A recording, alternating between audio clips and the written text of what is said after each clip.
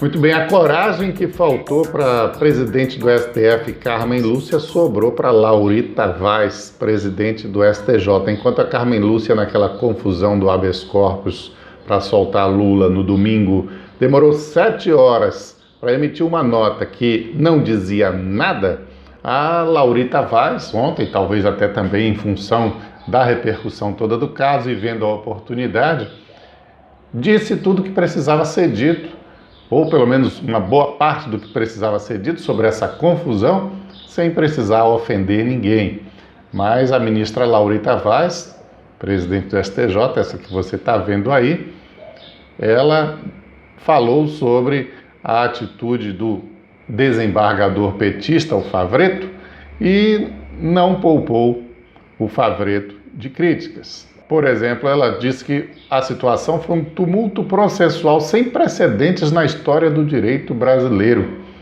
E a decisão do desembargador plantonista causou perplexidade e intolerável segurança jurídica tomada por alguém manifestamente incompetente em situação precária, porque ele estava apenas no plantão judiciário.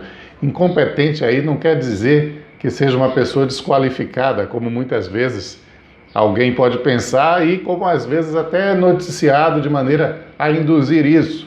Incompetente porque o caso tinha que estar com outra pessoa, o caso estava com outra pessoa, ele não tem a autoridade sobre aquele caso, é uma questão de competência nesse sentido. Não seria algo a ser decidido pelo desembargador Favreto. E, finalmente, sobre o argumento que o Favreto utilizou para dar o habeas corpus a Lula, de que ele era candidato, ela declarou, na decisão de ontem, que, aliás, ela negou o habeas corpus ao Lula.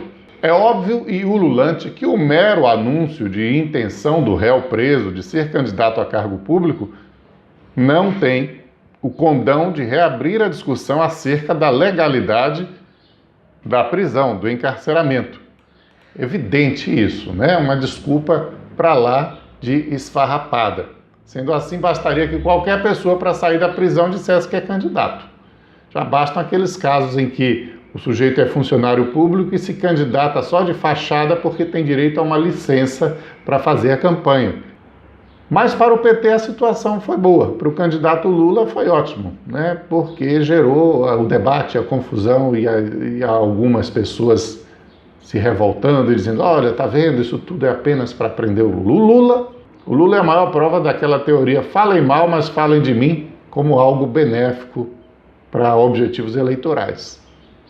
Foram anos falando mal, mas falando de Lula. Eu sempre desconfiei que, na verdade, sem querer, estavam fazendo propaganda de Lula e o resultado está aí. Lula, líder de todas as pesquisas. Evidente que não é só por isso, também não vou tirar os méritos do ex-presidente de maneira alguma, mas que funcionou como uma promoção ao Lula, funcionou sim. Sobretudo porque ele foi julgado e condenado por uma ninharia diante de tudo que se tem de outros políticos que permanecem impunes até hoje.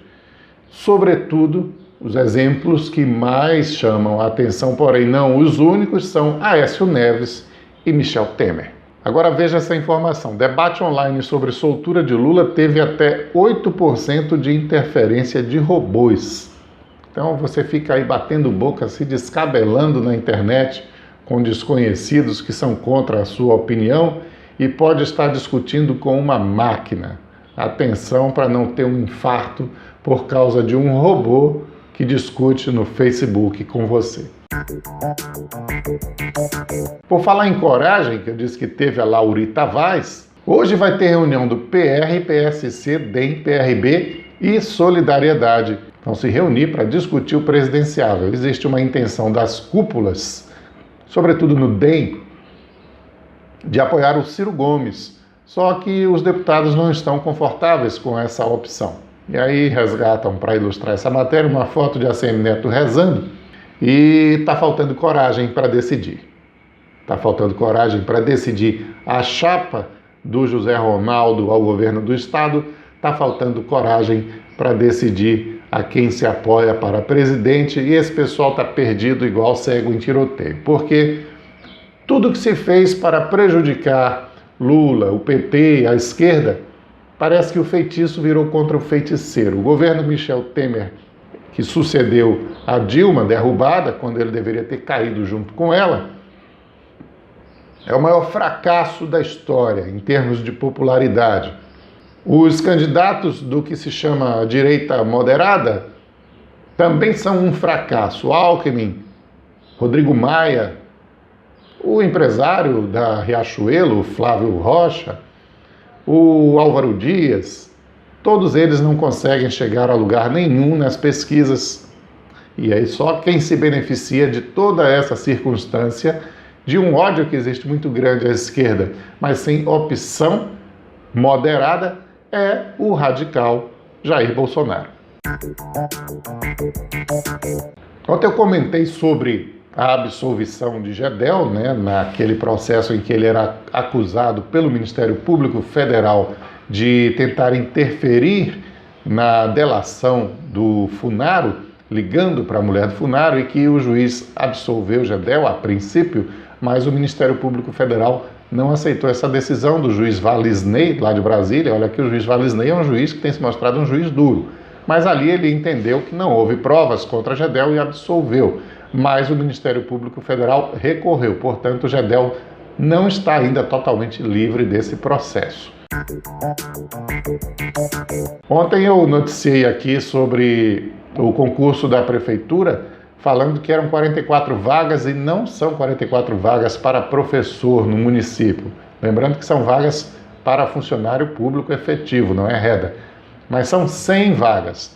Eu fiz uma leitura equivocada do quadro, achando que os outros números se tratavam de vagas reservadas para estudantes de escolas públicas, portadores de deficiência, mas são afrodescendentes e indígenas, mas são somadas. São 44 mais 4, mais 21, mais 31, juntando com todo esse pessoal que tem alguns benefícios, para conseguir a vaga.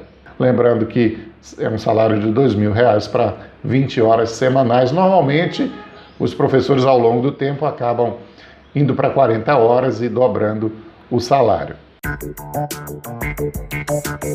A Câmara do Rio de Janeiro está em recesso, mas vai sair do recesso para votar o impeachment do prefeito Marcelo Crivella, bispo licenciado da Igreja Universal do Reino de Deus. Então está correndo sério risco o mandato do primeiro cargo importante que a Igreja Universal conseguiu no Brasil, que é o prefeito da segunda maior cidade do país. A administração de Marcelo Crivella vive debaixo de uma onda de críticas, especialmente das organizações Globo. É uma administração muito ineficaz e reprovada pela maioria da população.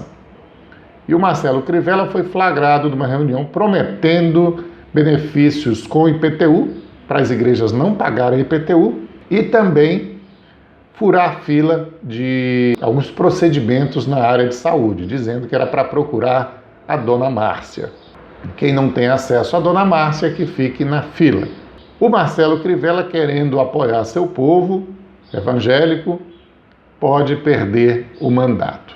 Fica aí um alerta para os outros evangélicos país afora que adoram legislar em causa própria. Em Feira de Santana, a Câmara Municipal, que tem muitos evangélicos que inclusive brigam entre si para mostrar ao seu eleitorado quem é mais evangélico do que o outro, eles devem colocar as barbas de molho e entender que a sociedade como um todo não aceita os privilégios a um grupo específico, seja lá de evangélico ou de qualquer tipo que seja. E eu vou terminar hoje com uma indicação de leitura de uma matéria muito interessante, muito importante, que está aí no G1 Bahia. Ensinar as meninas que elas têm direitos é crucial, diz Malala. Quem é Malala? É aquela menina paquistanesa que lutava pelo direito das mulheres terem educação, já que na região lá onde ela vivia era difícil isso e havia perseguição dos talibãs para que as meninas não estudassem, e ela acabou baleada, quase morta, mas foi salva, sendo transferida para a Inglaterra, recebendo tratamento, e acabou se tornando uma ativista ainda mais forte pelo direito das mulheres e pela educação, que é a coisa mais importante que existe para um ser humano progredir na vida e ser alguém na vida. E a Malala está em visita ao Brasil e veio a Salvador. O fundo que ela conseguiu criar para apoiar projetos educacionais, inclusive vai apoiar um projeto em Salvador. Então, uma longa entrevista com a Malala, e vale a pena você dedicar um tempo para ler esse material interessante e importante.